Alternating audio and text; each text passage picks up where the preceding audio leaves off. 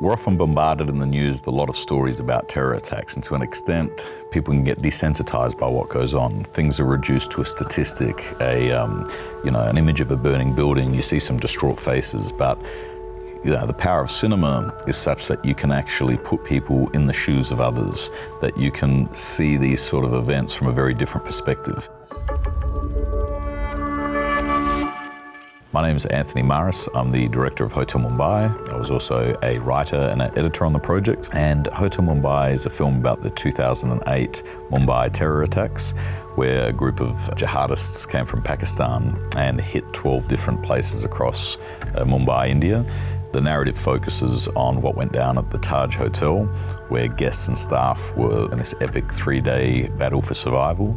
And the film sort of follows a number of these different characters, trying to survive and help one another through a really nightmarish ordeal. It also focuses on the resilience of the human spirit, in that you see a number of people from many different walks of life, from different racial, ethnic, religious, socio-economic groups, who, when the attack started, all those barriers kind of evaporated, and you just had a bunch of people who were all there in it together. And the film's trying to do justice to their story. I was approached with the idea to do this film based on a documentary called Surviving Mumbai. That was made by an Australian production company, and they were some of the first on the ground in Mumbai after the attacks. And I was just totally hooked and captivated. I knew it was something that I wanted to sort of learn more about.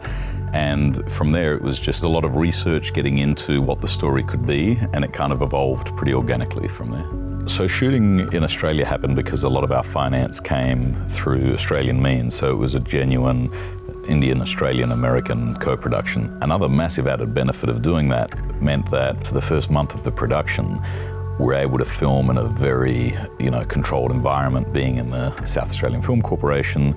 And, it was really a chance for all these people who'd come from all different parts of the world to kind of bond in a controlled, sort of pretty easy environment. Mumbai is the exact opposite of that. It's a city of over 20 million people. It's just frantic every second of every day. And I think having shot in Australia for a month meant that sort of we were match ready for when we had got to Mumbai. We collated a lot of video material, interview material, transcripts, and all this sort of stuff. And a lot of that was supplied in these packages to the actors so that they could always have a sort of grounding in terms of what the real experience was. Camera work and all of that does play a big part, but really it's the actors' faces and what they're doing that is ultimately going to sell it or not. So before the cameras ever rolled, rehearsals played a huge part in that, in terms of getting people in the right state of mind where they could sustain this sort of sense of dread and stress and terror. Beyond that, there were little tricks that we used all the way through the filming to try and sort of amp that up. So for instance, I had a little iPhone hooked up to sort of these loudspeakers all throughout the set, and the sound department had put like a little touchpad where if you press this button, there'd be gunfire, if this button, there'd be screaming, this button, and there'd be, bomb sounds. And those sound effects were, just a very obvious way, to get people in the right frame of mind, but also, to be flinching and reacting in unison. There's really sort of no other way, to do that. And then beyond that, there were other tactics, like the 4 young men playing the key gunmen in the film. We introduced them on the first day of rehearsals to the rest of the cast. And then after that, we said, right, you're not speaking to one another again until after the filming ends. I didn't want to build a sense of familiarity between who would be playing the terrorists and those people being terrorized by them. There were a lot of other exercises with the actors in terms of, different improvisational things that we did to help build their bonds and their trust between them as actors. All those elements together, I think, come in and help create that sense of tension, for sure. Dev Patel was one of the first actors that we cast. He was really critical, obviously, to the film actually getting up, but more than just sort of coming on as an actor, he was on as an executive producer, helping sort of the development process from very early on. Dev has spent a lot of time in Mumbai. He shot a number of films there, and he had some really great ideas as to the development of his character. And so it was a really sort of positive and fruitful collaboration, working with Dev to just, sharpen who his character Arjun was. And it's funny, we actually met at the Sunset Tower Hotel with Dev and Joe Thomas, one of the producers, and it was meant to just be a sort of lunch meeting just to talk about the role a bit. And in the end, 15 coffees later and a lot of enthusiasm, we'd almost had a new draft of the script. We shot not too long after that. We didn't storyboard the film in any particular way because I felt that we wanted the film to feel more sort of organic and kind of in the moment.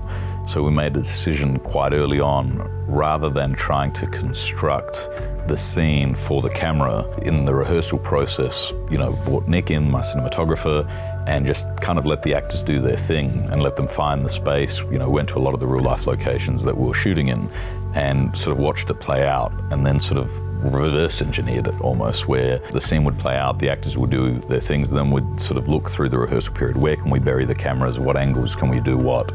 And even though it was primarily a main camera setup, like we had our A camera that we were framing for, often we had a second camera, sometimes a third and a fourth, to capture all the different spontaneous, reactions and moments, which, you're not going to get if you stage something just for a camera.